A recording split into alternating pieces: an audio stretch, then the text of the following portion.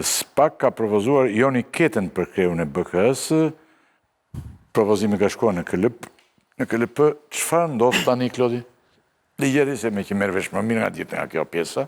Tani, Joni Keta zëvendës drejtor, është po. Zëvendës është faqet, është një nga operacionet që është kryer me autoritetet e huaja në mos gabohen. Gjithsesi, Joni Keta është zëvendës drejtor aktual i Byros Kombëtare të Hetimit, me largimin e zonjës Hajnaj, ka marrë edhe drejtimin e BKS për shkak edhe të pozicionit që kishte. Është një oficer karriere, e ka nisur punën te Prokuroria për krimet e rënda dikur, edhe ndoshta është ndër më të vjetrit aty, jo për shkak të moshës, por për shkak të eksperiencës. Ka pasur rekorde të mira gjatë karrierës tij, patjetër, edhe në mesin e atyre, ju e dini edhe në fillim fare, unë jam ndarë mes Joni Ketës dhe Gentian Dojt, nëse ju kujtohet kur filloi gara në atë kohë. Dhe realisht isha e bindur që njëri prej të dyve do t'ishte nisur nga karriera e të dyve prej tyre.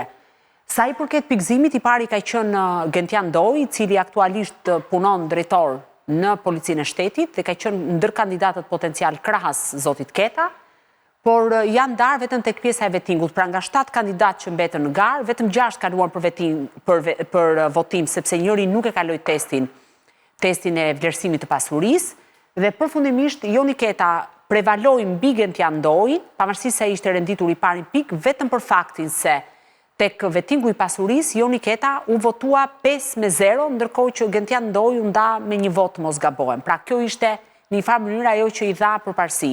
Por sa i përket karrierës së të dyve, që të dy ishin figura në këndvështrimin tim, dhe në atë kohë kam thënë, shumë të mira dhe shumë profesionale. Keta kishte edhe një përparësi tjetër për faktin se është në SPAK që në momentin që ka nisur funksionimi kësaj strukture, pra është pjesë e BKS, dhe duke qenë se ka bashkëpunuar me autoritetet ndërkombëtare dhe ka drejtuar disa nga aksionet ku janë goditur kryesisht organizatat kriminale, po ashtu ka patur edhe kontrole sa i përket zyrtarëve të lartë, përgjime, vëzhgime e tjera me radhë, me sa duket është parë dhe si figura më e mirë e mundshme në raport me të tjerët. Por vazhdoj të qëndroj të njëjtës ide që qoftë Joni Keta apo Gentian Doj në këndvështrimin tim do të ishin figura shumë dinjitoze për ta drejtuar Byron Kombëtare të Hetimit. Tani votimi është formal, sepse kështu e parashikon ligji që në momentin që kalon gjitha filtrat, sepse kalon në 2 komisione, pra komisioni që ka propozuar përbëhet nga Altin Dumani, Arben Kraja dhe Behar Dibra, po ka patur dhe një tjetër komision, që është një gjyqtare e gjykatës posaçme të apelit, një prokuror. Ta bën një garë fillimisht. Ta kanë kaluar disa teste, i pari u rendit në Doj, më pas bën renditjen, më pas duhet me pikëzim. I pari ishte në Doj, më pas kalojnë në 3 filtra, që është kontrolli figurës, kontrolli profesional dhe kontrolli pasurisë.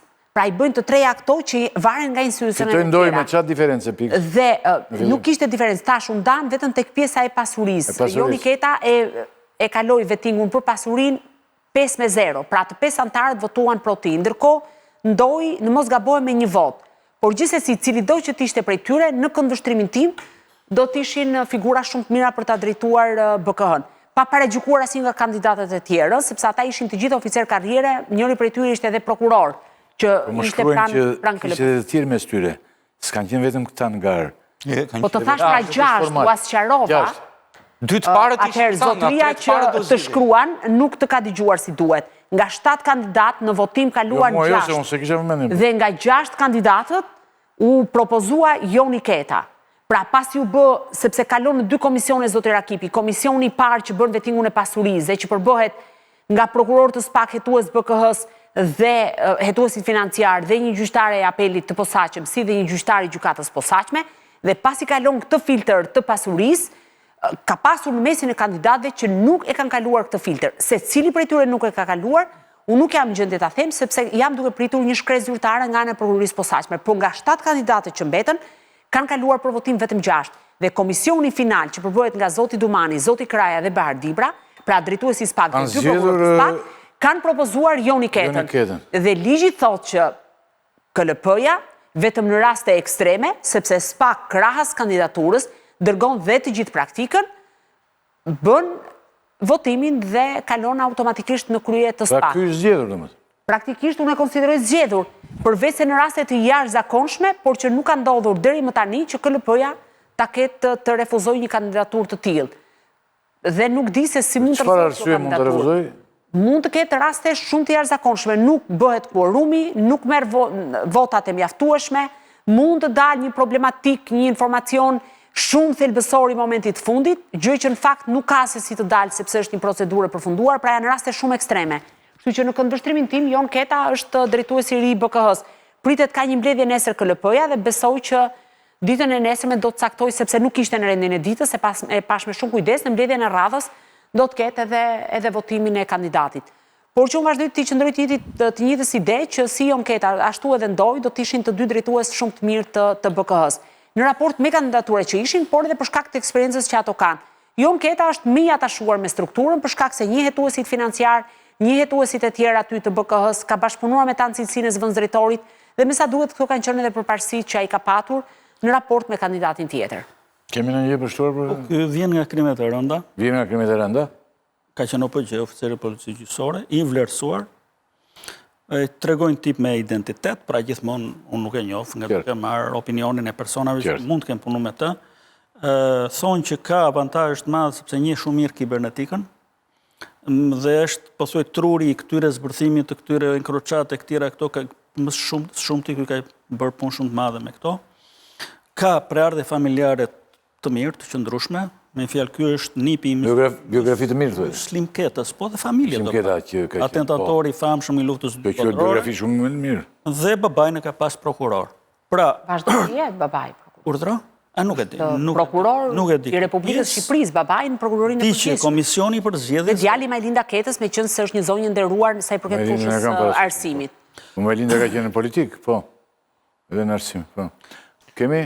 Po kam Selbi, si që pash unë, në një analizë pak më ndryshe, është ndikimi i prokurorëve të SPAK për të ndërhyrë në, se ishin dhe pjesë e votimit, edhe ata, ndikuan për të patur njerëzit e tyre në drejtimin e BKH-s. Jo për të patur për ndonjë lloj aleance, por mbase për i bashkëpunim të plot. Ashtu si që pash është që njeriu i cili ishte propozuar nga Altin Dumani, njeriu që u mbështet jashtëzakonisht prej tij, kam përshtypjen dhe votën Dumani e kishte, nuk u rendit në ndër të parët në këtë. Kush ishte? Në këtë listë. Nuk ka. Një nga 7 kandidatët. Një nga 7 kandidatët. Nga 7 e kuptojmë të gjithë ne? Po, sa ishte ta zite nga jashtë. Zoti Kërluku ishte i preferuari i Kërluku si e ka emrin?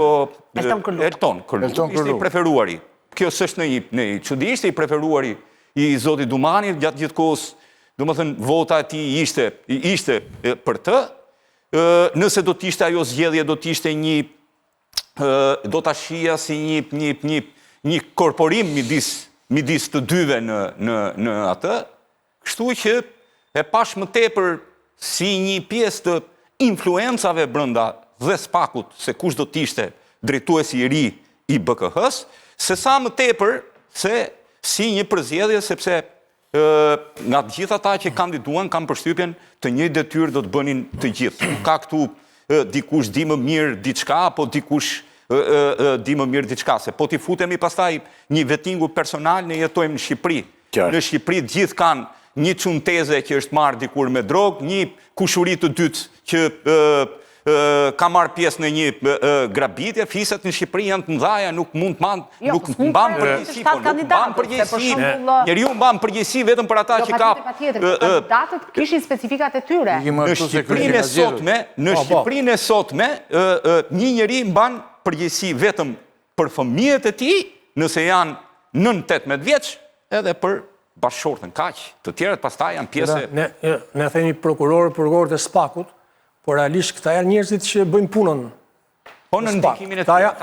Po këta janë hetuesit, këta lexojnë letrat, këta merren me hetimin. Prokurorët janë, themi pak a shumë, njerëzit politik të mënyrës se si do drejtohet një dosje, një hetim, por ekzekutimin e bëjnë këta. Ky do t'i shpërndaj hetuesit, kuj do japi një prokurori apo një tjetri. Që prandaj është post i rëndësishëm. Por ky ka përfunduar dhe ne të kalojmë mirë tek këta të tjerë tani se ky është zgjedhur. Duket që është zgjedhur. Joni Keta. Domethënë ky do të jetë kryetari i BKH-s. Do të ketë kreun e BKH-s.